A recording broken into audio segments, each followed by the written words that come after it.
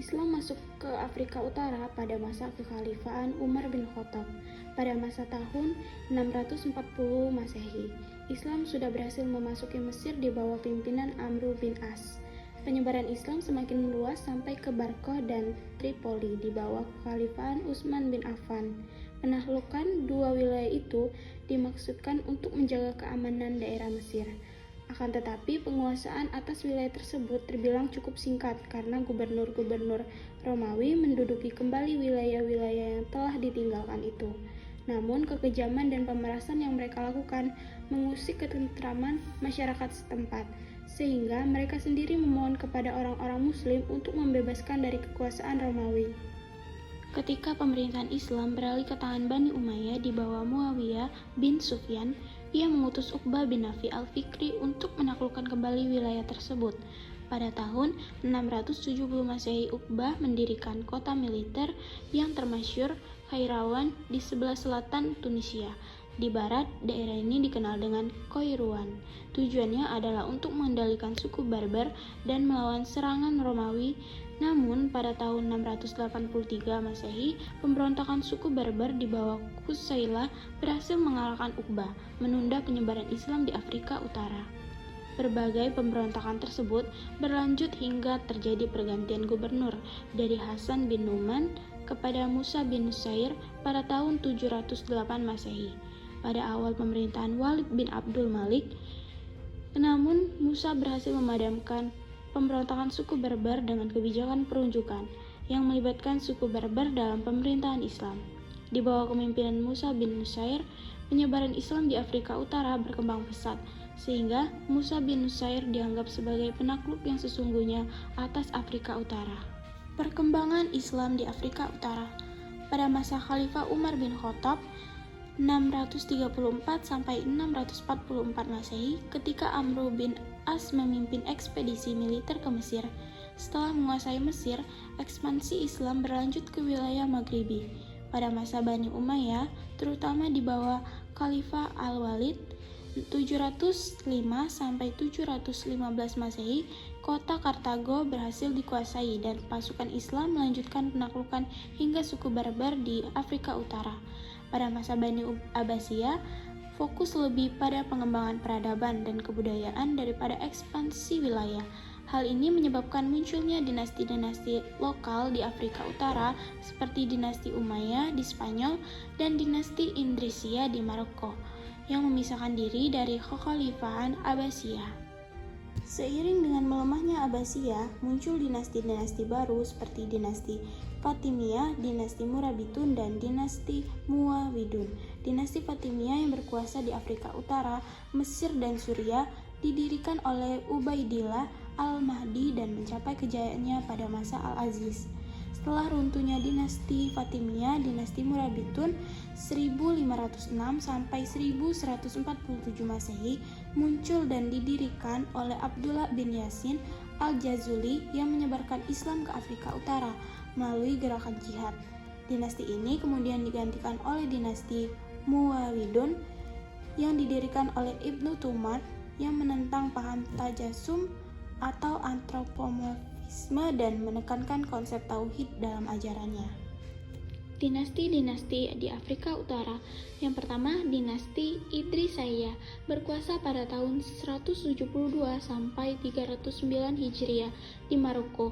Pada tahun 758 Masehi terjadilah pemberontakan di Madinah. Idris ibnu Abdullah yang merupakan cucu Al-Hasan ikut serta dalam salah satu pemberontakan sengit kelompok pengikut Ali di Madinah. Perlawanan tersebut kemudian bisa diredam. Setelah itu ia menyelamatkan diri ke Maroko.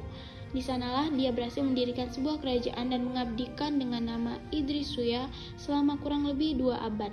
Putranya Idris II adalah pendiri kota Fes yang dibangun pada 808 Masehi. Meskipun wilayah pemerintahannya relatif kecil, Idrisiyah merupakan negara Maroko Islam yang pertama dan merupakan pusat bagi perjuangan Islam yang aktif. Yang kedua, dinasti Murabitun. Bangkitnya sebuah pemerintahan Maroko yang menyatu didukung dengan gerakan Murabitun. Gerakan tersebut berkembang di kalangan masyarakat Sanhaja di Sahara Barat, yang mana perdagangan mereka terdesak oleh Berber Zenata yang menguasai wilayah ujung utara dan jalur perdagangan Sahara. Sanhaja menjadi terjepit di antara dominasi Zenata di bagian utara kerajaan, sudah di bagian selatan yang tengah berkembang. Al-Murabitun terus bergerak ke depan untuk menaklukkan Maroko dan mendirikan kota Marrakesh sebagai ibu kota mereka pada 1070 Masehi. Beberapa bukti memperkuat gagasan bahwasanya mereka juga telah menaklukkan Ghana. Bahkan perdagangan mereka telah mengantarkan konversi masyarakat Ghana kepada agama Islam pada 1076 sampai 1077 Masehi. Pada pertengahan abad 12, pemerintahan Al-Murabitun mulai terdesak. Beberapa kesultanan di Spanyol menolak otoritasnya. Sebuah gerakan keagamaan yang baru di wilayah selatan Maroko menyangkal legitimasinya. Yang ketiga, dinasti Muwahhidun. Gerakan Al-Muwahhidun didirikan oleh Ibnu Tumart setelah ia pulang dari perjalanan haji dan belajar di Mekah, Baghdad, serta Damaskus. Ia menyebarkan ajaran pembaruan moral, menekankan supremasi Al-Quran dan hadis, serta menolak otoritas mazhab-mazhab fikih. Ibnu Tumart mengajarkan doktrin keesaan Tuhan dan menolak penafsiran fisik terhadap sifat-sifat Allah.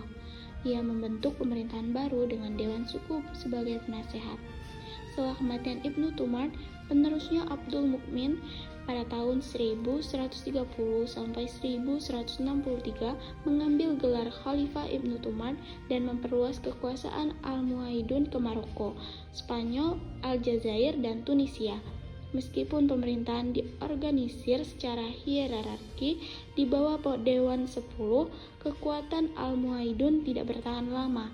Pada tahun 1212, mereka menderita kekalahan di Spanyol, dan otoritas mereka runtuh akibat serangan suku Arab Banu Makki. Pada pertengahan abad ke-13, kekuasaan Al-Muwahhidun berakhir dan digantikan oleh rezim baru. Yang keempat, dinasti Fatimiyah. Dinasti Fatimiyah berkuasa pada tahun 909 sampai 1171 Masehi di Afrika Utara, tepatnya di Mesir dan Syria. Dinamakan dinasti Fatimiyah karena dinisbatkan nasabnya kepada keturunan Ali Fatimah, putri Rasulullah SAW, istri Ali ibnu Abi Thalib, dan Fatimiyah dari Ja'far Shiddiq, keturunan ke-6 dari Ali. Awalnya kelompok ini dibangun dan dibentuk menjadi sistem agama dan politik oleh Abdullah ibnu Maimun. Setelah itu berubah menjadi gerakan kekuatan dengan tokohnya Said ibnu Hussein. Kemudian sekte ini menyebar dan menjadi landasan munculnya dinasti Fatimiyah. Peradaban Islam di Afrika Utara. Penggunaan bahasa Arab di seluruh wilayah kekuasaan Islam. Penyebaran Islam oleh beberapa penguasa Muslim telah membuat bahasa Arab menjadi bahasa resmi yang dipakai oleh masyarakat Muslim di berbagai wilayah, khususnya Afrika Utara. Bahasa Arab telah menjadi bahasa komunikasi antar suku dan bangsa Arab serta bahasa ilmu pengetahuan. Perkembangan bidang administrasi pemerintahan. Kehadiran Islam di Afrika Utara telah memberikan sumbangan besar bagi kemajuan bidang administrasi pemerintahan. Pada masa pemerintahan dinasti Fatimiyah, Khalifah menjabat sebagai kepala negara baik dalam urusan keduniaan maupun urusan keagamaan. Khalifah berwenang mengangkat dan memberhentikan jabatan-jabatan di bawahannya. Toleransi beragama, kelembutan, dan keadilan. Toleransi, keadilan, dan kelembutan menjadi aspek penting dalam perkembangan peradaban Islam di Afrika Utara. Abu Su'ud menjelaskan bahwa setelah wilayah baru dikuasai, penguasa setempat tidak dipaksa memeluk Islam, kecuali secara sukarela. Mereka tetap memiliki otonomi asalkan membayar pajak atau jizyah untuk perlindungan dari khalifah. Seorang amir, sebagai wakil khalifah, mengatur wilayah baru ini dengan dukungan logistik dari pemerintah setempat. Kemajuan ilmu pengetahuan, arsitektur, dan bangunan. Kemajuan peradaban Islam di Afrika Utara mencakup berbagai aspek, seperti ilmu pengetahuan, arsitektur, dan pusat kajian Islam. Pada masa dinasti Fatimiyah, Universitas di Kairo menjadi pusat intelektual Islam, dengan dukungan lembaga pendidikan yang didirikan oleh Wazir Ibnu Khilis banyak ilmuwan terkemuka seperti Al-Kindi dan Al-Hasan bin Al-Haytami yang berkarya di masa ini. Di masa dinasti Al-Muwahhidun, tokoh-tokoh besar seperti Ibnu Rushd dan Ibnu Tufail menjadikan Marrakesh pusat peradaban Islam. Sementara pada masa dinasti Murabitun, bangunan-bangunan megah seperti Istana Ali di Marrakesh dan Masjid Agung Algeria didirikan. Kemajuan ini menunjukkan stabilitas dan kemakmuran Islam di Afrika Utara, serta kontribusinya sebagai peradaban yang mengedepankan ilmu dan pembangunan. Bukti sejarah peninggalan Islam di Afrika Utara. Yang pertama ada Masjid Uqbah bin Nafi. Setelah menaklukkan Afrika Utara, Uqbah bin Nafi membangun sebuah masjid yang masih ada hingga saat ini di kota Khairawan. Masjid ini pun dikenal dengan namanya, yaitu Masjid Uqbah bin Nafi. Masjid Uqbah merupakan salah satu tempat ibadah tertua di dunia Islam. Yang kedua, Ribat Monastir. Ribat Monastir juga merupakan contoh ribat tua yang sangat bagus. Benteng ini dibangun pada 796 Masehi pada masa pemerintahan Harthama bin Ayyan, Jenderal Abbasiyah yang menjadi gubernur Tunisia. Yang ketiga ada Kasbah di Bizerte. Di kota Bizerte, sekitar 60 km di sebelah utara Tunisia, juga terdapat sebuah benteng yang disebut Kasbah Bizerte. Seperti halnya ribat di Susa dan Monastir, di dalam benteng ini juga terdapat sebuah masjid, dan benteng ini juga dibangun di tepi laut. Yang keempat, ribat di Susa. Menara ribat di Susa berfungsi sebagai menara pengawas sekaligus mercusuar untuk pelayaran, serta dijadikan tempat untuk mengumandangkan azan. Di antara benteng lainnya yang ada di Tunisia, ribat Susa yang paling megah. Ribat di Susa dibangun oleh dinasti Aghlabiyah pada masa pemerintahan Sultan Zidayatullah pada 821 Masehi. Yang kelima ada Kasbah des Audayas. Kasbah di Maroko adalah sebuah benteng yang berfungsi mengawasi ancaman serangan laut dari Spanyol. Selain itu, berfungsi sebagai penyimpan barang bersejarah yang sangat bernilai. Salah satu benteng terkenal di Maroko ialah Kasbah des Audayas. Benteng ini dibangun oleh Raja Moulay Ismail dari dinasti Alawi 1672 sampai 1694 Masehi dan didirikan di tempat strategis menghadap ke Laut Atlantik. Yang keenam ada Tur Hasan. Bangunan tersebut merupakan bekas masjid yang dibangun oleh Raja Yakub Al-Mansur pada abad ke-12. Di tempat ini dimakamkan Raja Muhammad V dan Raja Hasan II. Ketujuh ada Universitas Al-Qarawiyyin.